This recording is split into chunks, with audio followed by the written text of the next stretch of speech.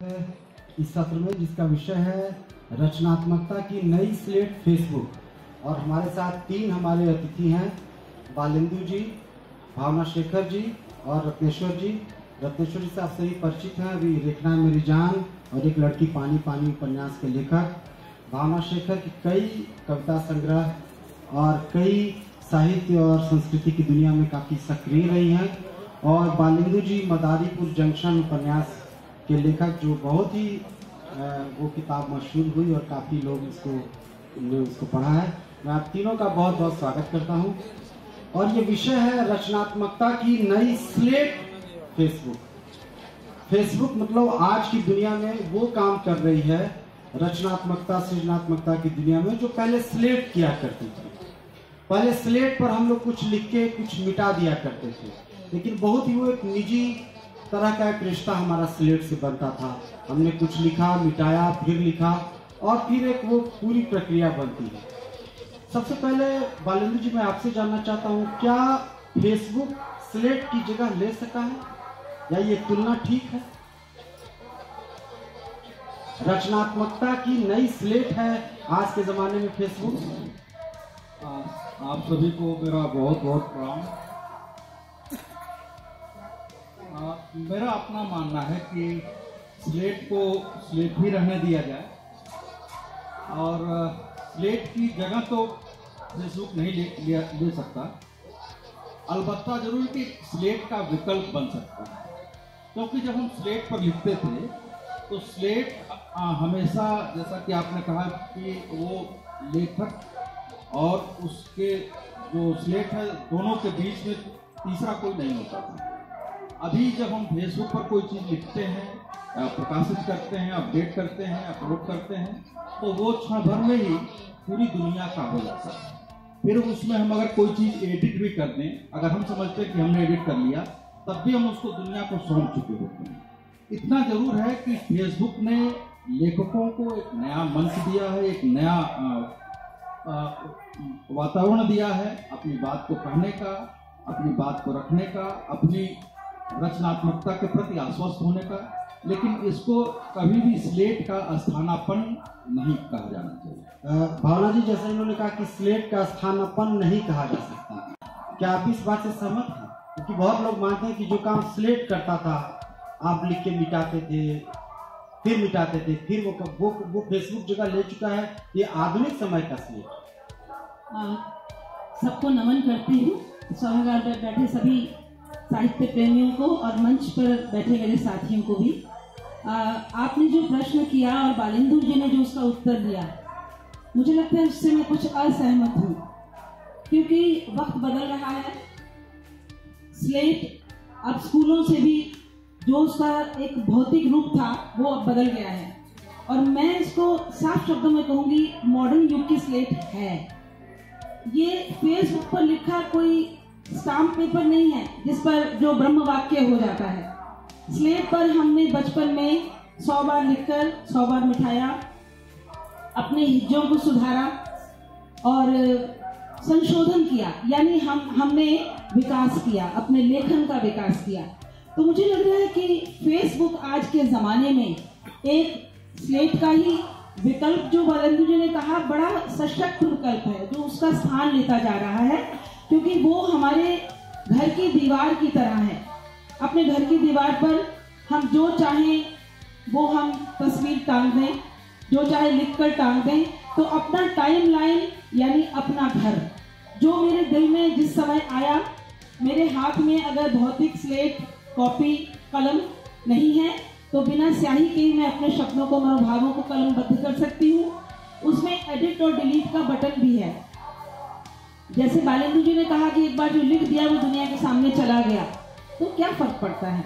अगर लोगों ने हमारी गलती को देखा, कमियों को देखा, तो हम उसे सुधारने की हिम्मत रखते हैं, कुव्वत रखते हैं, और मुझे लग रहा है अप्रत्यक्ष रूप से हम कहीं ना कहीं अपना विकास ही कर रहे हैं इससे। रत्नेश्वर जी, आप इन दो विचारों, दो नजरियों के बीच खड़े हैं, आप खुद को कहाँ पाते हैं? बीच में ही मैं बात करता हूँ। मुझे लगता है कि स्लेट है भी और स्लेट नहीं भी है। दरअसल इसकी परीक्षा नहीं, मैं आगे इसका अभी मेरा उत्तर समाप्त नहीं हो रहा। दरअसल ये अभी तय होना बाकी है कि सच में ये स्लेट हो पाया कि नहीं, क्योंकि अभी फेसबुक पर लिखकर जिन लोगों ने सीखी है कविताएं लिखनी या कहानियां छोटी छोटी या कुछ चीजें, वो लेखक के स्तर पर आ पाए हैं या नहीं, ये अभी तय होना बाकी है। क्योंकि अभी तक हम लोगों के समय के जो लोग हैं उन लोगों ने फेसबुक पे तैयारी नहीं की थी, और अभी भी जो युवा जिनके उपन्यास आ रहे हैं और इतने चर्चित हो रहे हैं, आज भी बेस्टसेलर की घोषणा हुई है, मुझे नहीं लगता कि वो फेसबुक से उन्होंने शुरुआत की है। उन लोगों की भी शुरुआत फेसबुक से नहीं हुई। आज के समय में कुछ नए लोग भी फेसबुक पर कुछ चीजें लिखते हैं, उस पर लाइक्स भी होते हैं, लेकिन वो स्लेट नहीं है, मुझे ऐसा लगता है अभी तक। स्लेट तब समझ में आएगा, इसका तय होना बाकी है, इसलिए मैंने कहा कि मैं बीच में हूं। ये तय होना बाकी है कि आज जो नए लोग आए हैं, क्या वो फेसबुक पर शुरुआत करके अच्छी रचनाओं तक पहुंच पाएंगे या अच्छी रचनाएं लिख पाएंगे, अच्छी कविताएं, अच्छी कहानियां क्या कर पाएंगे। अभी तो एक तात्कालिकता में ऐसा लगता है कि कुछ चीज डाल दिए, उस पर लाइक हो गया, इसलिए मैंने कहा कि मैं अभी बीच में। जैसे अभी मैं भावना जी से जानना चाहूंगा, आपने जैसे कहा बालिंदु जी की प्रतिक्रिया में कहें जवाब में, वह ठीक है फेसबुक पर लिख दिया, डिलीट बटन दबा दिया, लेकिन जैसे उन्होंने कहा कि फेसबुक एक बहुत ही एक आपका प्राइवेट स्पेस है, प्राइवेट अफेयर है, तो फेसबुक पर डालते ही वो चीज सार्वजनिक हो जाती है। हो सकता है कोई ऐसी चीज लिखें जिससे काफी कुछ जिसका समाज पर बहुत बुरा असर पड़े, और फिर आप उसको डिलीट करते, तो वो क्या दोनों एक चीज है? मुझे लगता है ये हमारी एक नागरिक के होने के नाते हमारा दायित्व है, हमारी जिम्मेदारी है। हम कितने संवेदनशील हैं अपने एक नागरिक के दायित्व के प्रति कि हम उस पर कुछ भी पोस्ट करने से पहले उसको 4 बार सोचें। हर चीज़ के दोनों पहलू हैं देखिए, लेकिन उसकी जो नकारात्मक चीज़ें हैं उनको देखकर हम उसे नकार दें, उसे सिरे से खारिज कर दें, ऐसी कोई बात नहीं बनती। एक तरफ इंस्टाग्राम है, एक तरफ आपका ट्विटर है, उन दोनों के साथ अगर हम फेसबुक को देखें तो एक है तो उस पर सिर्फ आप फोटो डाल सकते हैं, और जो आपका दूसरा है उस पर आप 150 के करीब कैरेक्टर्स ही डाल सकते हैं। फेसबुक ऐसी जगह है जहां मुझे लग रहा है आप कुछ हद तक स्वतंत्र होकर, आपकी अपने घर में स्वायत्तता है कि आप जितनी मर्जी लंबी कहानी लिखें, कविता लिखें, आलेख लिखें, और थोड़ा सा जो रत्नेश्वर जी ने अभी जिक्र किया, मैं वहाँ भी कुछ इनको उदाहरण देना चाहूँगी। ऐसा नहीं है, मैंने महसूस किया है कि फेसबुक से बहुत सारे लोग आगे उठे हैं। बाबूशाह कोहली, रश्मि रवीजा, उसके बाद अनुराधा बेनीवाल, देखिए ये लोग फेसबुक से प्रसिद्ध हुए, फेसबुक इनका प्रस्थान बिंदु था। अपनी पोस्ट में अपने मर्जी से लिखते लिखते इन्होंने अनेक प्रकाशकों को आकर्षित किया, और मुझे लग रहा है कि थोड़ी सी बात कहने में कटु होगी, लेकिन ना तो जूतियां चटकाने की जरूरत, ना प्रकाशकों की नृत्य करने का झंझट। प्रकाशक खुद इनका रुख कर रहे हैं, क्योंकि फेसबुक पर छपी जो इनकी पोस्ट की हुई जो इनकी बातें हैं, उन्होंने प्रकाशकों को लालयित किया और उन्होंने लिखवाया है। ऐसी बहुत किताबें और जो बाद में जो बहुत प्रसिद्ध हुई। और माफी चाहूंगी, मेरी बहुत सारी फेसबुक की जो साधारण पोस्ट्स हैं उनको अखबार वालों ने मुझसे अनुरोध करके छापा और लाखों तक पहुंचाया। मुझे लग रहा है फेसबुक को इसका सारा श्रेय मैं देती हूँ। बिल्कुल, जैसे बालिंदु जी जैसे उन्होंने कहा इनके अपने वक्तव्य के शुरू वाले हिस्से में कि वो आदमी को खुद ही अपने नागरिक का दायित्व बोध होना चाहिए, सेल्फ सेंसरशिप होनी चाहिए कि वो चीज डाले। लेकिन आपको पता होगा कि अभी बंगाल का एक कवि है सरजीत बंदोपाध्याय, जिसने अपनी एक कविता डाली और उसको चलते उसको जेल में डाला गया, प्रतिबंध लगा, ये योगी जी के अतिथि। तो क्या कोई कविता या कोई ऐसी चीज डाले जो बहुत सारे लोगों को हो सकता है कि बहुत पसंद नहीं आए, ये करें कि सेल्फ सेंसरशिप होना चाहिए, खुद नागरिक के दायित्व बोध से होना चाहिए। क्या ये थोड़ा यूटोपिया ही नहीं लगता, थोड़ा आदर्शवादी नहीं लगता? नहीं, इसमें आदर्शवाद कहीं भी नहीं है। देखिए, जब कोई लेखक, हम बात लेखक की करेंगे क्योंकि जो विषय है वो उसी से संबंधित है, तो निश्चित रूप से सेल्फ डिसिप्लिन तो जरूरी है किसी भी लेखक के लिए। क्योंकि जब हम कुछ लिख रहे होते हैं पोस्ट बाद में करें तो हम ये जानते हैं कि हमारा ये लेखन है शांत सुखा है, लेकिन आज नहीं कल जब ये प्रकाशित होगा, चाहे सोशल मीडिया के ही माध्यम से समझें, तो वो सबके संपर्क में आए, उसका क्या प्रभाव होगा, सकारात्मक या नकारात्मक, ये दायित्व बोध हमें पहले दिन से होना चाहिए, पहले क्षण से। जिसमें ये दायित्व बोध नहीं है वो मेरे ख्याल में, मेरे दृष्टि में वो लेखकीय संस्कार में नहीं है, ऐसा मैं। जैसे आपने कहा दायित्व बोध की बात, ठीक है, हमको अपने दायित्व बोध का एहसास है। कई बार वही दायित्व बोध सत्ता के खिलाफ चली जाती है, जैसे मैंने सरजीत बंदोपाध्याय वाली कहा। देखिए, लेखक सत्ता के पक्ष में नहीं लिखता है। आप जो बात कह रहे हैं इसका मतलब ये हो गया कि लेखक को सदैव सत्ता की तारीफ में लिखनी चाहिए। लेखक तो सदैव समानांतर सरकार होता है, वो जो है प्रश्न उठाता है सत्ता के किए गए कार्यों के संबंध में, जनता को उनके अधिकारों के प्रति जागरूक करता है, उनके कर्तव्यों के प्रति जागरूक करता है, सोई हुई जनता को जगाता है। तो लेखक ये सोच के नहीं लिखता कि, और सत्ता भी हमेशा, हम ये नहीं कह सकते कि सत्ता का भी जो चरित्र है वो अगर किसी को उठा के जेल में डाल देती है तो इसका ये मतलब है कि सत्ता सदैव सही है। हो सकता है कि सत्ता किसी विशेष दुराग्रह से पीड़ित हो सकता है लेखक भी किसी विशेष विचारधारा के दुराग्रह से पीड़ित हो। तो इसमें समय तय करता है कि जो लेखन है वो कितना कालजयी है। बहुत सारे लेखक हुए हैं जिनको सरकारों ने जेल में डाल दिया। कबीर से बड़ा उदाहरण कौन हो सकता है, जिसको सिकंदर लोधी ने मारने के लिए वो कर दिया था। और उस मध्यकाल में बहुत सारे ऐसे लेखक हुए जिनको जो है बुलाया गया कि आप आइए, आप जो है हमारे यहाँ दरबारी कीजिए। तो लेखक तो कभी सत्ता के सामने नहीं। लेखक का काम है सच्चाई का बयान करना, और उस सच्चाई में एक मर्यादा होनी चाहिए। वो मर्यादा इसलिए क्योंकि उसके लेखन के सरोकार सामाजिक है। बिल्कुल, जैसे आपने कहा कि इसके लेखन के सरोकार सामाजिक है और वो दायित्व बोध उसके भीतर खुद है। रत्नेश्वर जी, यही जानना था आपसे, हम यही इसी बिंदु पर आपकी प्रतिक्रिया चाहेंगे। जैसे बालेंदु जी ने कहा कि कई बार लेखक जो है वो स्वभावतः सत्ता का एक प्रतिपक्ष होता है, उसके खिलाफ रहता है। अभी जो देखा जा रहा है, अभी जैसे फेसबुक पर जितनी कविताएं या कई कहानियां रची जा रही है, अगर वर्तमान सत्ता के खिलाफ जाती है तो वो उसके खिलाफ चली जाती है। बात यहाँ हो रही थी कि कोई हमारी जो रचनात्मक अभिव्यक्ति है ये खुद करें कि सेल्फ डिसिप्लिन होना चाहिए। कहीं सेल्फ सत्ता के अनुकूलित तो हम नहीं हो जाएंगे, खुद को डिसिप्लिन वही तो नहीं करने लगेंगे कि जो चीज एक्सेप्टेबल हो, जो चीज एडजस्टेबल हो। ये अपना दायित्व, वो सेल्फ डिसिप्लिन कहीं सत्ता के डिसिप्लिन से उसका अनुकूलन तो नहीं हो रहा। वैसे मेरी जानकारी जहाँ तक है, फेसबुक पे कई ऐसे पोस्ट जब आप सत्ता के खिलाफ लिख रहे होते हैं तो ऐसा व्यक्ति ब्लॉक भी कर दिया जाता है फेसबुक की तरफ, तो फेसबुक के द्वारा। तो वहां पे लेखकीय आजादी जहां तक है, मुझे नहीं लगता कि फेसबुक पर वो आजादी है जो एक लेखक को स्वतः जो उसके पास होती है आजादी। अब जहां तक जो विषय है स्लेट वाली बात, मेरा कहना सिर्फ वही था, ये स्लेट मतलब प्रशिक्षण हम सीखते हैं आई का कहरा, तो क्या सच में फेसबुक पर जहां पहले से ही बहुत सारे अंकुश हैं, उस जगह पर हम उस विचार के साथ सीख सकते हैं लेखन? मुझे लगता है इसमें संदेह, इसलिए मैंने ये बात कही थी।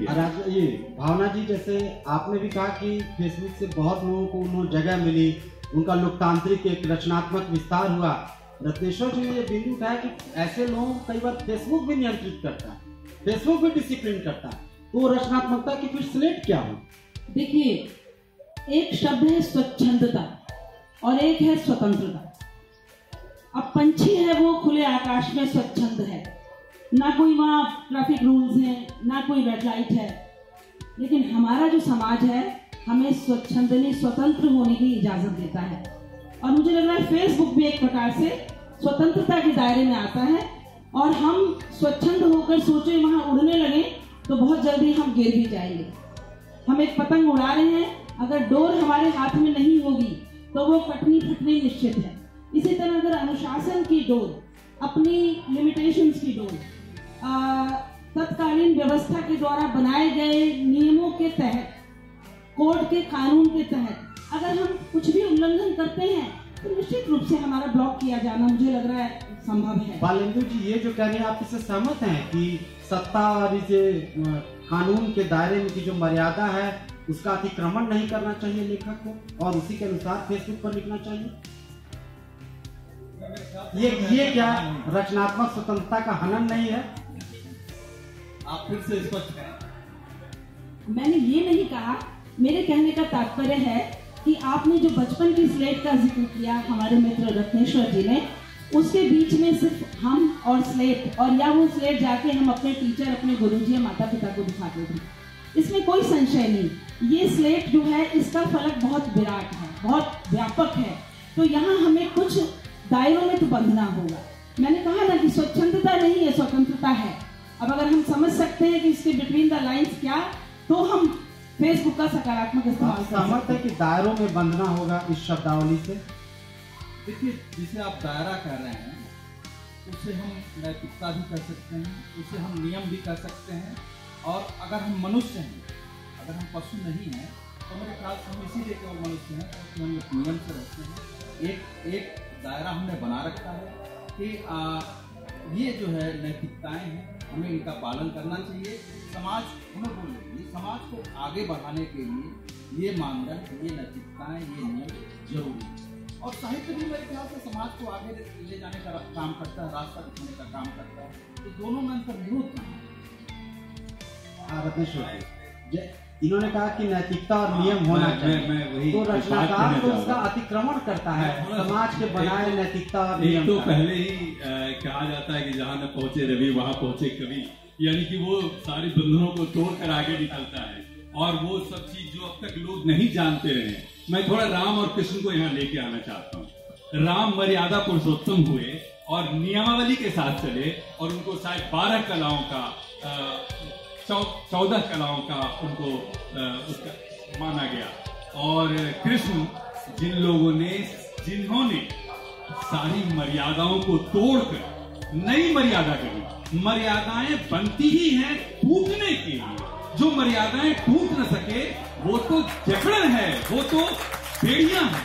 इसलिए मर्यादा में बंधकर कोई लेखक नई मर्यादा अगर नहीं कर पाया मर्यादा को तोड़कर, तो मुझे लगता है वो लेखक बहुत पीछे है। इस दुनिया को वैसे लेखकों की जरूरत है।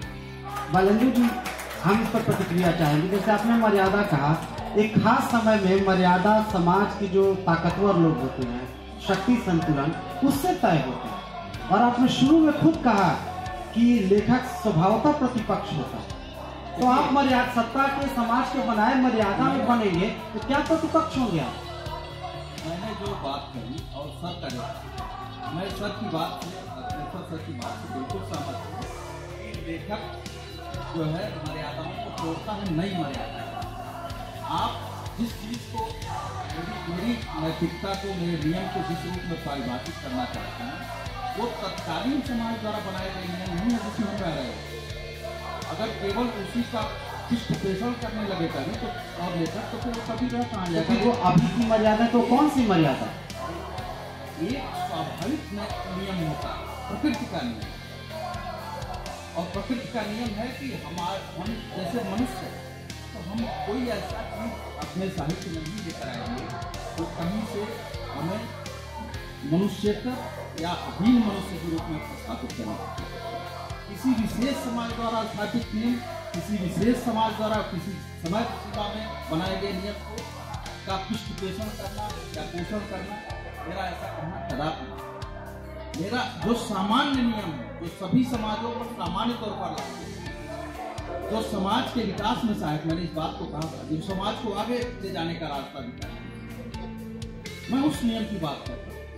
मैं ये उस नियम की बात नहीं करता हूँ जो कुरीतियां हैं, जो किसी समय विशेष में कुछ विशेष लोगों द्वारा जो है जगहबंदी के रूप में स्थापित करती। लेकिन बालेंद्र जी, जैसे जिनको आप कह रहे हैं कि एक समाज प्रकृति के नियम है, लेकिन कई बार हो सकता है कि अभी जो आपको वो कुरीतियां नजर आए वो अपने समय में वो नियम थे। जैसे आप फिर उन्हीं काल विशेष में बनाए गए सामाजिक नियम की बात, मैं बार बार उन प्राकृतिक शाश्वत नियमों की बात कर रहा हूँ। जैसे दया, प्रेम, भ्रातृत्व। क्या हम ऐसे किसी समाज की कल्पना कर सकते हैं जिसमें इनका अस्तित्व ना हो? क्या हम ऐसे किसी लेखक या कवि की कल्पना कर सकते हैं जो इन नैतिक नियमों को तोड़कर कोई नया नियम स्थापित कर सके? क्या हम ऐसे किसी युग की कल्पना कर सकते हैं जिसमें सूरज पूर्व से न उत्तर पश्चिम से उगना शुरू करते हैं। मैं जब बात कर रहा हूँ तो नियमों की, नैतिकताओं की, तो उन नियमों और उन नैतिकताओं की बात कर रहा हूँ जो सभी समाजों में सम्मान और समादर रहे। रत्नेश्वर जी, हाँ, क्या कोई कभी ऐसी नैतिकता ऐसी नहीं कोई हर समाजों में समादृत रही? कभी ऐसा युग रहा है कि हर समय में वो चीज कभी नहीं रहा। जब हम मतलब 1.5 लाख साल पहले अगर चले जाएं तो वहां पे होमो सेपियंस और होमो इरेक्टस की जब लड़ाई शुरू हुई, पहली बार होमो सेपियंस जो हम सब हैं दुनिया में, वो हार गए थे और होमो सेपियंस फिर 80,000 साल पहले जीतना शुरू किया। तो वो जब मारते हुए, काटते हुए सारी दूसरी प्रजातियां जो भी 3-4 उस समय थी, उन सबको सबसे पहले होमो सेपियंस ने खत्म किया, नष्ट किया। और ऐसे 30-40 हजार प्रजातियां ऐसी थी जिसको होमो सेपियंस ने खत्म कर दिया। मेमथ जैसा बड़ा हाथी जैसा स्वरूप था। तो मनुष्य उस समय पूरी तरह हिंसक था। और ये प्रेम की जो बात है वो उसकी मूल भावना नहीं थी। उसकी मूल भावना विजेता बने रहना, अपने आप को सर्वाइव कराते रहना, सर्वाइवल इज द फिटेस्ट, किसी भी स्थिति में। ये प्रारंभिक स्थिति थी और धीरे धीरे बनते हुए यहाँ तक कि आज पूजा पाठ की भी जो स्थितियां हैं, इसमें भी बड़ा परिवर्तन आया है। अगर आप पिछले 4,000-5,000 आप वेद की स्थितियों को आज जब मिलाकर देखेंगे तो वेद में जिस तरह के प्रार्थना की बात कही गई है, पुराणों में आकर के पूरी प्रार्थना बदल गई है। और आज के समय में हम लोग जिस बिहार में रहते हैं, कार्तिक महीना बहुत पवित्र होता है। अभी जस्ट कार्तिक महीना खत्म हुआ, लेकिन वो भी बदल गया। अब सावन बढ़िया महीना हो गया। बालेंद्र जी का संभवतः वो मतलब नहीं था। उनका है कि कुछ शाश्वत मूल्य है मनुष्य के, वो नहीं बदला। मैं तो नहीं बता। आपको नहीं लग रहा कि आपकी बातचीत से आपको थोड़ा गलत समझा जा रहा है? बस उनको सर, आपने 80,000 साल पहले की बात की। मुझे जहाँ तक जानकारी, हालांकि मेरी जानकारी कमजोर भी हो सकती है, कि अगर समाज को हम समाज के रूप में व्याख्यायित करने की कोशिश कर रहे हैं, समाज का मतलब केवल जीवों का समूह नहीं, समाज के अर्थ, तो वो इतिहास 10,000 साल से ज्यादा पुराना है। और मैं ये मानता हूं कि हो सकता है कि किसी युग में अपने जिस इतिहास को हम 10,000 साल के दायरे में समेटने की कोशिश कर रहे हैं, उस समय कभी मनुष्य का जो है मूल मंत्र जीवन का हिंसा भी रहा हो, डोमिनेंस भी रहा हो, एक दूसरे पर विजय पाने का भी रहा हो, लेकिन प्रेम के बगैर सृष्टि, आप तो सर प्रेम के विशेषज्ञ हैं, प्रेम के बगैर सृष्टि, उस हिंसा के मूल में भी, उस हिंसा के विकास में भी और उस हिंसा के द्वंद में भी प्रेम वो तत्व है जो जोड़े रखता है, जो हमारे अस्तित्व को बनाए रखता है, बचाए। भावना जी, थोड़ा विषय से, हाँ जल्दी। आपने कई प्रश्नों में मैंने देखा है, आपने सत्ता का प्रतिपक्षी बनने की बात कही, उस बारे में मैं कहना, हाँ, बालेंद्र जी ने कहा नहीं, वो स्वभावतः, हाँ, नहीं, आपने कहा ना कि तो क्या बोल नहीं सकते हैं, ये तो फिर लेखक का, असली लेखक की क्षमता नहीं है। मुझे कहना है कि फेसबुक पर हर रोज हम दर्जनों ऐसी पोस्ट पढ़ते हैं जिनमें सत्ता के समानांतर कहें या सत्ता के बारे में विरोध नहीं तो प्रतिरोध दर्ज किया जाता है। पर हाँ, एक बात है, कुछ लोग जब फेसबुक को सड़क की या नुक्कड़ की मतलब वो दुकान समझ के वहाँ पर झंडा बरदारी करके और सत्ता के खिलाफ अभद्र भाषा में और ऐसे शब्द कहने लगते हैं जिनसे शायद समाज के दूसरे लोगों को का मन आहत हो, तो वो मुझे लगा। और उसके बाद उस विशेष विचारधारा के लोग वहाँ पर आकर 100 लोग उसमें लाइक्स और कमेंट्स करते, तो वहाँ पर तनाव पैदा हो। भावना जी, लेकिन वरना ब्लॉक जल्दी नहीं किया जाता। भावना जी, लेकिन ये बताइए कौन तय करे कि भद्र है कौन और क्या? नहीं, क्योंकि मैंने कहा ना, फेसबुक बड़ी स्वच्छंदता और स्वतंत्रता की बात है। ये मेरी स्लेट नहीं है, ये एक सार्वजनिक स्लेट है, सार्वजनिक स्लेट है और इसका रूप और प्रयोग थोड़ा सा बदल चुका है। मैं आपसे सहमत हुए। जो बात आप कहना चाहती हैं स्वच्छंदता और स्वतंत्रता के बीच की जो बारीक रेखा है, वो शायद बार बार आप स्वच्छंदता की ओर ले जाना चाहते हैं, आप बार बार स्वतंत्रता की ओर इशारा करना चाहती हैं। हम बात कर रहे हैं लोकतांत्रिक मूल्यों की। साहित्य हमेशा लोकतांत्रिक होता है, और बीच में आपने कोई शब्द कहीं छोड़ा भी था किसी विषय पर। स्वतंत्रता हमेशा दो मूल्यों को लेकर ही स्वतंत्रता हो सकती है। अगर दोनों में, तीनों में असंतुलन हुआ तो स्वतंत्रता नहीं रहेगी। और ये तीनों में मूल्य जो निकले थे फ्रांसीसी क्रांति से, स्वतंत्रता, समानता और बंधुत्व। हम फेसबुक पर हैं, हमें बंधुत्व को भी ध्यान रखना, हमें समानता को भी साधना है। तो हम केवल अपने विचारों की बेखौफ बेलौस अभिव्यक्ति को कहते हैं कि साहब ये हमने किया और फेसबुक ने रोक लगा दी, ये मैंने किया और सरकार ने रोक लगा दी। हर अभिव्यक्ति की स्वतंत्रता को हम लेखकी स्वतंत्रता का नाम नहीं दे सकते। हर सत्ता के खिलाफ बोले जाने वाली भाषा को हम अभिव्यक्ति की स्वतंत्रता और लेखकी स्वतंत्रता के आड़ में बचाए नहीं रख सकते। हमें इस बारीक अंतर को समझना होगा। लेखक समानांतर सरकार होता है, इसका यह मतलब नहीं कि जो भी सरकार के खिलाफ बोल रहा है वो लेखक होता है। इसका मतलब केवल इतना ही है कि लेखक समाज के विरुद्ध उठाए जाने वाले हर कदम का विरोध करता है, बिना किसी डर के, बिना किसी खौफ के। अगर लेखक के भीतर खौफ है लेखकी सृष्टि के दौरान, तो लेखक नहीं होता। लेखक डर के नहीं लिखता, लेकिन वो बात जो स्वतंत्रता के साथ समानता और बंधुत्व को साधने की बात है, उसको साधे बगैर कभी भी लेखक नहीं बन सकता। रत्नेश्वर जी, ऐसा लग रहा है कि आप थोड़ा उन दोनों से अलहदा आपने पोजीशन ले लिया। मेरा सवाल ये है कि जैसे उन्होंने भी कहा कि कुछ भी आप बोल दें ये नहीं चलेगा, लेकिन आप जब क्रिएटिव होने का फिर क्या मतलब है, रचनात्मक होने का क्या मतलब? रचनात्मक शब्द इसीलिए तो है कि जो हमारे पहले से जो दी हुई जो मतलब सीमाएं हैं, हम उनका अतिक्रमण करते हैं, तभी तो रचनात्मक, चाहे वो साहित्य में या फिर विज्ञान में। नहीं, लेकिन भावना जी ने बात बहुत अच्छी कही थी कि ये स्वनियंत्रण अपना होता है। ये हम तय करेंगे कि हमको कितना होना है, कोई बाहरी नहीं। मतलब ये हमारा है कि हम किन शब्दों का इस्तेमाल करें, किस विषय का इस्तेमाल करें और कहां तक जाएं। तो ये चाहे विज्ञान में ही आज चांद तक लोग जो जा रहे हैं, हम ऐसे बुजुर्ग से मिले हुए हैं जो डंडा लेकर दौड़ते थे जब हम ये कहते थे बचपन में उनको कि आदमी चांद पर चला गया है। तो कल्पना आपकी ऐसी, जिस चांद की पूजा होती है, जिस सूरज की पूजा हमारी परंपरा में शामिल है, आज हम उस तक पहुंच रहे हैं, उस तक जा रहे हैं। तो ये कहीं ना कहीं वही रचनात्मक स्वतंत्रता, वही उसको चांद तक पहुंचाता है, सूरज तक पहुंचाता है और उसको नए तरीके से देखने की दृष्टि देता है।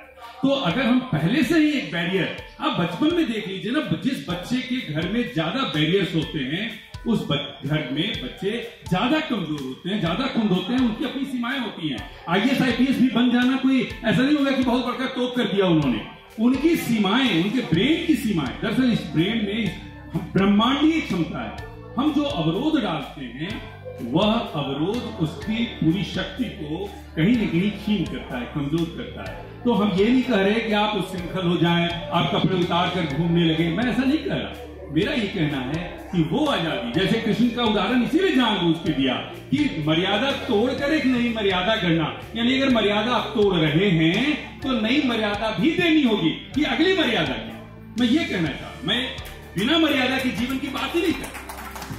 अभी आपने इसी में मैं यही जोड़ना चाहूंगी कि फेसबुक हमें अगर मिल गया, मार्क जकरबर्ग ने, सब लोगों को मालूम ही होगा कि 2 मित्रों के साथ मिलकर अपने एक शिक्षा के प्रोजेक्ट के रूप में खेल में समझिए बनाया और उसके एक ऐप बना दी और उसके बाद अपनी पुरानी गर्लफ्रेंड को, मित्र को ढूंढने के लिए प्रयोग किया और वो मिल गई।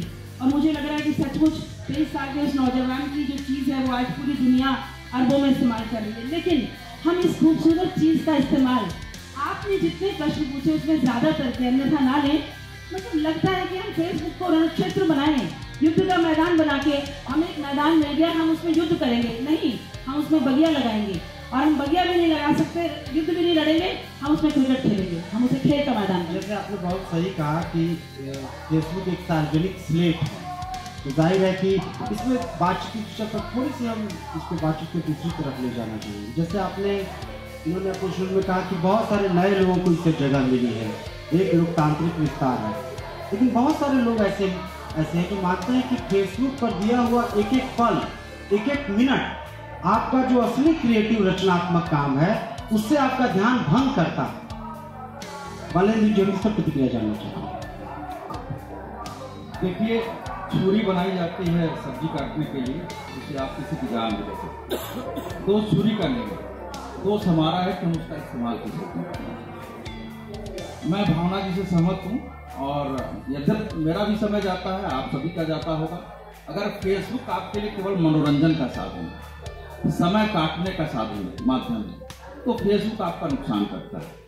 लेकिन फेसबुक का इस्तेमाल आप अपनी रचनात्मकता को बनाए रखने के लिए, अपनी रचनात्मकता का प्रसार करने के लिए, दूसरों की रचनात्मकता से जुड़ने के लिए करना चाहते हैं, तो फेसबुक कभी भी आपका नुकसान नहीं करेगा, कभी भी आपकी हत्या नहीं करेगा। जैसे लेकिन रत्नेश्वर जी, आप देखिए फेसबुक को लेकर काफी कवि अपनी कविताएं डालते हैं, लंबी लंबी कहानियां डालते हैं, लिंक डालते हैं, और ये अच्छा है, उससे आप दूसरों की कवियों से, कविताओं से परिचित होते हैं। इसकी सबसे बड़ी दिक्कत है कि इसका अटेंशन स्पैन बहुत कम है। आप बहुत सीरियस कविता पढ़ रहे हैं, आप हत्या की खबर पढ़ते हैं, अचानक कोई कविता आ जाती है, आप किताब पढ़ते हैं कोई कविता की किताब, और एक फेसबुक पर तमाम मतलब सूचनाओं के बीच आप कोई रचनात्मक कृति को देखते हैं। क्या एक है? नहीं, जिसे मैं एक जगह इस रूप में सहमत हूँ कि मैं भी फेसबुक का इस्तेमाल करता हूँ इस रूप में कि मैं अपनी किताबों का प्रचार कर सकूँ। लेकिन रचनात्मकता की स्लेट की जो बात हो रही थी उससे थोड़ा मैं रत्नेश्वर जी, सवाल यही है कि आप अपनी रचनाओं का खाली प्रचार ही करते हैं कि रचनात्मकता पर भी ध्यान देते हैं? मैं इस्तेमाल करता हूँ फेसबुक पर, मैं वही कह रहा हूँ। मैं फेसबुक का क्या इस्तेमाल करता हूँ, मैं वही कहना चाह रहा था। लेकिन रचनाएं लिखने के लिए या रचनात्मकता को बढ़ाने के लिए अपनी या सीखने के लिए मैं उसका इस्तेमाल नहीं करता, पहली बात। दूसरी बात, कई बार दूसरे की रचना जो ऑलरेडी वो लिख चुका है अपनी डायरी में या कलम कॉपी में या कुछ, ऐसे कई नए अंकित जैसे कवि और कई कवियों का वो फेसबुक पर ही कविताएं नहीं लिख रहा, वो कविताएं दरअसल लिखता है और अपने कुछ मित्रों तक उसको साझा कर लेता है फेसबुक पर भी बाद में। कई बार कभी कल भी उसने कुछ अच्छी कविताएं, या मनोज कुमार झा, उनकी भी कुछ अच्छी कविताएं पढ़ने को मिल जाती है फेसबुक पर। मैं कुछ अच्छी चीजें पढ़ लेता हूँ फेसबुक पर, कुछ अच्छी चीजें 2-4 दिनों में या 10 दिनों में एक आध चीज ऐसी मिल जाती है। स्लेट पर थोड़ी असहमति थी कि वो सीखने की जगह है कि नहीं। और जैसे अभी देखिए इन्होंने कहा कि फेसबुक एक मैं उसका अपनी कृतियों के, अपनी जो हमारी रचना है, हमारी जो रचनात्मक सृजनात्मक कृति, उसके प्रचार के लिए करता हूँ। ज्यादातर आजकल जो नए लोग प्रचार में ज्यादा है, जितना फेसबुक पर ध्यान दिया, प्रचार प्रसार में दिया, उसके बदले रचना में थोड़ी गहराई आती, उसमें संजीदगी आती। क्या आपको नहीं लगता कि इसका एक बुरा प्रभाव पड़ रहा है? जो लिखने की जल्दी में है और जो छपने की जल्दी में है, उनके लिए तो निश्चित रूप से सीख देने वाली बात है कि पहले अपने अनुभव में गहराई ले आएं, अपनी रचनात्मकता को गहन बनाएं, ठोक पीट कर मुकम्मल करें, और तब उसको जो है अपलोड करें या लोगों तक पहुंचाएं। लेकिन ये भी सीख के ही आती है। मुझे लगता है कि ये पहले दिन से नहीं समझ में आ जाता कि साहब हम जब लिख लेंगे और इसको मुकम्मल कर लेंगे तभी हम इसको अपलोड करेंगे। जैसे हम लोगों में भी शुरू में जोश रहता था कि कुछ भी लिखें तो उसी पर लिखते थे, लेकिन अब लगता है कि नहीं, इसको लिखते हैं, इसको पकाते हैं विधिवत 2 महीने, 4 महीने, 6 महीने, और क्या पता फेसबुक पर ना भी डालें, फेसबुक पर ना भी डालें। लेकिन ये एक समय साथ है प्रक्रिया। जब किसी नए आदमी के हाथ में चाकू आएगा तो पहले अपनी उंगली काटेगा, आप स्वाभाविक बात समझिए ना, फिर बाद में वो सीखता है कि साहब चाकू कैसे चलाना। तो फेसबुक चलाने की तमीज पहले दिन से नहीं आएगी, ये सीख कर आएगी, और जिस दिन ये तमीज आ जाएगी उस दिन वो आदमी जो हर कविता वहीं लिखता है छड़िकाओं की तरह, और फिर अगले पोस्ट तक आते आते लोगों की स्मृति से बाहर हो जाता है, वो खुद उसको ये बात समझ में आने लगेगी। और ये इसके लिए कोई आप सिखाने का कोई मंच नहीं तैयार कर सकते। फेसबुक ने एक मंच दिया, आप अपनी बात कहिए, अच्छी भी बात कहिए, बुरी भी बात कहिए, लोग अपना प्रतिरोध दर्ज करते हैं। फेसबुक पर यहाँ बहस नहीं हो रही है, बहस की फेसबुक अच्छा रचनात्मकता के संदर्भ में क्या, जैसे बातचीत हो रही प्रवृत्ति के बतौर कि आजकल ये प्रवृत्ति थोड़ी देखी जा रही है कि अपनी रचना पर जो काम होता है, मानी कोई कहानी लिखना है, कविता लिखना है, किसमें आपका काम ज्यादा होना चाहिए? बिल्कुल, बजाय बिल्कुल। उसको- देखिए ऐसा है, मैंने पहली बात जो कही थी और अभी भी मैं उस पर कायम हूँ कि फेसबुक प्रतिस्थानापन्न नहीं हो सकता, विकल्प हो सकता है। जैसे हम किताब भी पढ़ रहे हैं, हम फेसबुक पर भी पढ़ रहे हैं, हम कॉपी पेन पर भी लिख रहे हैं, स्लेट पर भी लिख रहे हैं, फेसबुक पर भी लिख रहे हैं। और क्यों नहीं हो सकता? उसके भी पीछे वैज्ञानिक कारण। हम जब हाथ में पेन लेकर और कॉपी पर या स्लेट पर लिखते हैं तो माइंड और बॉडी का जो कनेक्शन होता है, जो फील हमारे हृदय से निकलती और जो उस पन्ने पर अंकित हो जाता है, उस स्लेट पर अंकित हो जाता है, वो फेसबुक पर अंकित नहीं हो सकता, क्योंकि वहाँ आपकी 10 उंगलियां काम कर रही होती हैं, वहाँ आप लिखते समय दूसरे की भी पोस्ट छाप रहे होते हैं। तो जो एक प्रकृति ने हमें हमारा शरीर दिया है, उसमें माइंड और बॉडी के रिलेशन के बाद जो चीज बन के निकलती है, केवल माइंड से निकल के फेसबुक पर कभी भी उतने गहराई से कभी भी अंकित नहीं हो पाएगी। और मैं ये भी कहना चाहूँगा, इसीलिए फेसबुक पर लिखी जाने वाली तमाम रचनाएं या फेसबुक के बहाने चर्चित हुए तमाम रचनाकार बहुत बड़े रचनाकार कभी नहीं बन पाएंगे। ये मेरा अपना मानना है और इसके पीछे मेरा कोई अपना निजी कारण और तर्क नहीं है। इसके पीछे जो प्रकृति ने जो हमें जिस रूप में पैदा किया है, उसके अंगों का, उसका सही इस्तेमाल करने वाली बात। भावना जी, जैसे उन्होंने कहा अंत में कि फेसबुक से लिख के, जैसे फेसबुक ठीक है, कैंपेन के लिए ठीक है, कोई अभियान चलाइए ठीक है, उन्होंने कहा कि कोई बड़े रचनाकार नहीं बन पाएंगे। बहुत सही कहा, मैं बिल्कुल इससे 100% सहमत हूँ। और हमारे जो फेसबुकिया लेखक, ये एक टर्म बन गई है, और वरिष्ठ लेखक फेसबुकिया लेखक मतलब एक इकारत में कहते हैं, बहुत हद तक वो गलत नहीं है, क्योंकि हमने देखा है कि हर दिन हम दर्जनों बचकाना कविताओं से और लेखों से गुजरते हैं, और ये कहने में मुझे थोड़ी सी झिझक हो रही है, उसमें हमारे कई विद्वान मित्र भी होते हैं, डिग्रीधारी मित्र, प्रोफेसर, पत्रकार, लेखक, और भाषा की ना उसमें शुद्धता है, ना भाव का गांभीर्य है। लेकिन मेरा कहना यहाँ एक और इसका पक्ष है कि जो कुछ बेचारे कहीं मंच पर नहीं आ पाए, कहीं कविता नहीं पढ़ पाए, जिनकी जुबान लड़खड़ाती है, आत्मविश्वास डगमगाता है, फेसबुक पर हिम्मत करके कच्चा पक्का कुछ पका के डाल दिया, और उसके बाद मान लीजिए हम लोग अगर एक बुजुर्ग की तरह माने कि चलो बच्चे हैं, कॉलेज के बच्चे हैं, और उन्हीं के 10 मित्र लाइक कर देते हैं, कमेंट कर देते हैं, कहीं ना कहीं उनका आत्मविश्वास बढ़ता है। हालांकि वो झूठा है, वो तात्कालिक है, लेकिन मुझे लगता है तिल तिल करके वो बढ़ता है। लेकिन उनके लिए भी हम ये कहना चाहेंगे कि लाइक्स और कमेंट्स की फैंटेसी से वो बाहर आए, और हाँ, उनके अगर फ्रेंड लिस्ट में हम हैं तो मैं कई बार करती हूँ, ये हिमाकत करती हूँ, मैं जाकर उनका क्या होता है जो उधर मैसेंजर पर, मैं कभी नहीं जाती, मैं उनको मैसेंजर पर बहुत प्यार से और आदर से उनको कहती हूँ यहाँ लिंक की गलती है, भाव की गलती है, शब्द ये बदल दें तो, और वो मुझे कई बार फॉलो करते हैं और कहते हैं धन्यवाद। आप भावना जी कह रही थी कि मुझे जो लेखों में उत्तरदायित्व होना चाहिए, हाँ, सेल्फ डिसिप्लिन, वो भी लेखक नहीं है, वो तो खुद ही नहीं, वो लेखक नहीं है भैया, वो प्रक्रिया में है। और देखिए, कोई 10 साल में लेखकीय उसमें अंकुर फूटता है, किसी में 30 साल में, और कोई किसी में 50 साल में। और मैं बता दूं, 50 साल में जिनमें फूटता है उनके पीछे प्रेरक तत्व, उत्प्रेरक फेसबुक भी है, और फेसबुक पर मंगलेश डबराल है, उषा किरण खान है, ममता कालिया है। आपको क्या लगता है वो अधकचरे जो हमारे बच्चे लेखक हैं, युवा, क्या वो उन्हें नहीं पढ़ते होंगे? तो जैसे बालिंदु जी ने कहा, उससे भी वो सीखते हैं, और सीख सकते हैं, और सीखते भी हैं। रत्नेश्वर जी, आप ये जो कह रही हैं भावना जी, जैसे उन्होंने 2-3 नाम लिए, ऐसे जिन लोगों के नाम बता रहे हैं जो बालिंदु जी कह रहे थे कि ऐसे तमाम लोग थोड़ा पहले जाइए कि एक लेखक संगठनों से जुड़ते थे, लेखकों के बीच जाते थे, तो एक प्रक्रिया के तहत उनका एक अभ्युदय हुआ करता था। वही उनकी भाषा की तमीज, उनकी शब्दों की, लय की, सबकी तमीज होती थी। लेकिन अब वो तमीज उन संगठनों के प्रक्रिया से जो आते थे, कई संगठनों का स्थानापन्न तो नहीं बन रहा। देखिए, हालांकि सुलभ जी यहाँ पे अभी नहीं है, जो थोड़ी देर पहले थे, 2-3 दिन पहले ही उनसे बात हो रही थी, तो उन्होंने कहा कि नंदकिशोर नवल जी ने उनसे कहा, जब रेडियो में उनकी नौकरी हुई तो उन्होंने कहा कि मैंने रेडियो में अधिकांश कथाकारों को मरते देखा है। जिन लोगों ने शुरुआती जीवन में, जब मैं पहली बार पटना उस समय आया था 91 में, तो सुलभ जी के पास रेडियो में गया था और अपनी कुछ कविताएं लेकर और उनको दिया कि मैं कविताएं रेडियो के लिए पढ़ना चाहता हूँ।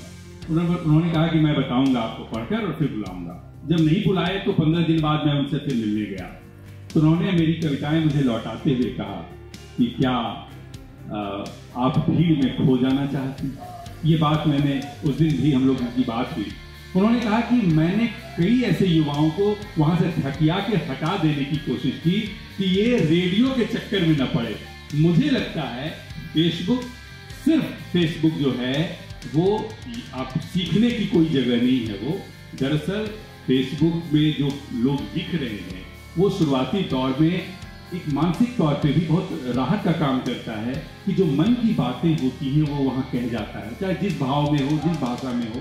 तो ये उनके लिए बहुत सकारात्मक चीजें हैं। लेकिन रचनात्मकता की दृष्टि से, जो साहित्य की दृष्टि की बात हम करते हैं, वहां पे वो बहुत पीछे है। मैं उस चीज के प्रति बहुत लगता है कि वो वही चीज रेडियो वाली बात। ईश्वर जी, जिन लोगों के आप नाम बता रहे हैं, हम बालेंदु जी से प्रतिक्रिया लेना चाहेंगे।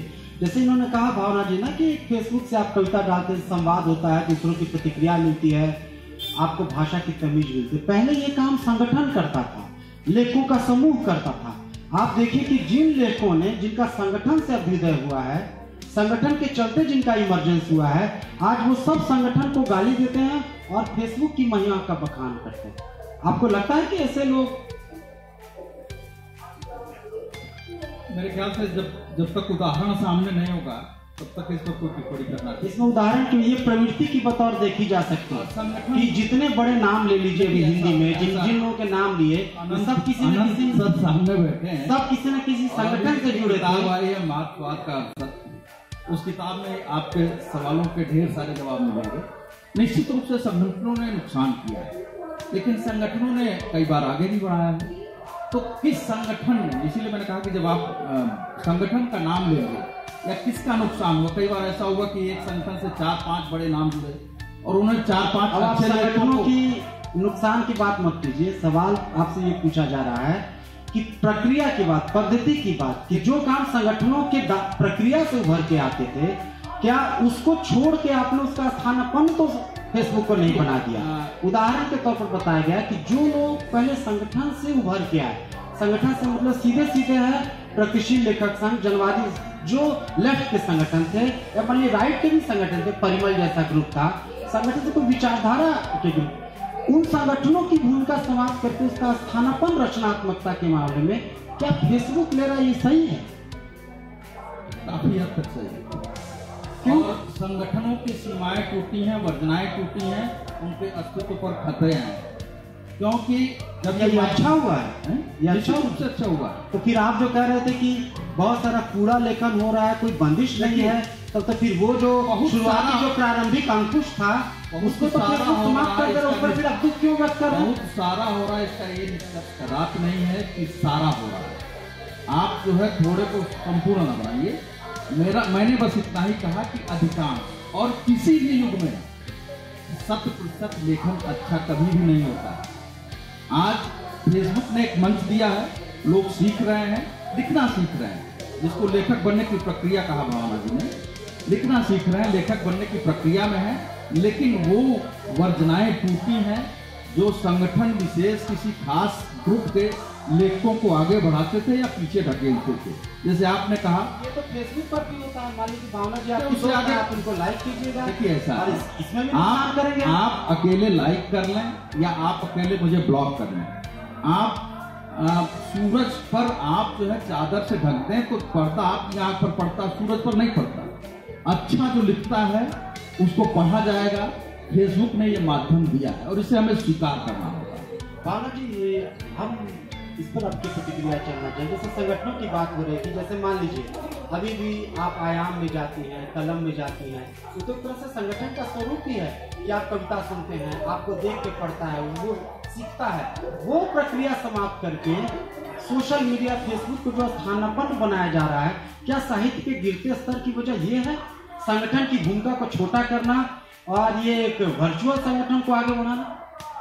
आप फेसबुक को एक क्या कहें, जैसे कोई मल्ल युद्ध में एक आप उसको एक पार्टी क्यों बना रहे हैं? आप फेसबुक को फेसबुक के रूप में आप उसको किसी से भी तुलना, ठीक है स्लेट से तुलना हुई, वो विषय था हमारा, लेकिन अब आपने जो बात रचनात्मकता के मामले में हो रही है, रचनात्मकता के मामले में। लेकिन आपको क्या लग रहा है जो संगठनों से जुड़े लोग थे वो सब महान लेखक ही बन गए क्या? ऐसा तो नहीं है। और इतना रिएक्शन में क्यों? नहीं, आप संगठनों के प्रति बहुत ज्यादा इतना आग्रह क्यों है आपका? आग्रह मेरा है इसलिए कि वो प्रक्रिया के बतौता था, वो आपको सिखाता था, तमीज सिखाता था। क्या फेसबुक वो तमीज सिखाता है? भाई सवाल है वो आप उसके पैरल क्यों खड़ा कर रहे हैं? वैसे बहुत सारे आप क्या चाहते हैं कि एक ही प्रक्रिया का दौर रहे? वक्त बदलता है, साधन बदलते हैं, प्रक्रियाएं बदलती हैं, तो फेसबुक मैं नहीं कहूँगी किसी उसका ये जो आपने कहा संस्था का ये, लेकिन संस्थाओं में भी कईयों का जो वर्चस्व था, मठ बन गए थे। सही बात है, वर्जनाएं टूटी है और एक खुला मंच मिला है। 1 अरब 30 करोड़ की आबादी वाले देश में क्या सभी लेखक बनेंगे? आप वहाँ तो संगठन की वर्जना तोड़ने की बात करते हैं और कह रही है कि समाज की वर्जना मर्यादा नहीं टूटना चाहिए, लेखक बस। अरे भाई तो संगठन भी तो हमने ही बनाए, सारे संगठन दूध के धोए थोड़ी। संगठन की वर्जना टूट गई, सत्ता की वर्जना नहीं टूटी। मैंने कहा कि संगठन की वर्जना कहा था ये बात? मैंने कहा देता है। मैंने कहा जिन संगठनों में एक वर्चस्व या जो मठ बन गए हैं उनका टूटना सुखद है। क्यों हम किसी को मतलब बाध्य करें कि वो संगठन से जुड़कर ही लेखक बने? रत्नेश्वर जी आपसे सवाल ये है। नहीं, मैं इसे ये कहना चाह रहा हूँ कि आयाम की जो बात आपने कही, मैं इसी को थोड़ा सा आगे बढ़ा रहा हूँ।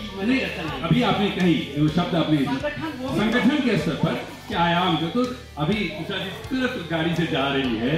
दरअसल उषा जी की भी यही मंशा थी कि एक ऐसा संगठन हो जहाँ लिखने पढ़ने वाले जो थोड़ी उस मनवृत्ति के लोग हों। हमारे सामने सुमन जी बैठी हैं, आयाम से जुड़ी, और उसके बाद उसका संग्रह आ गया।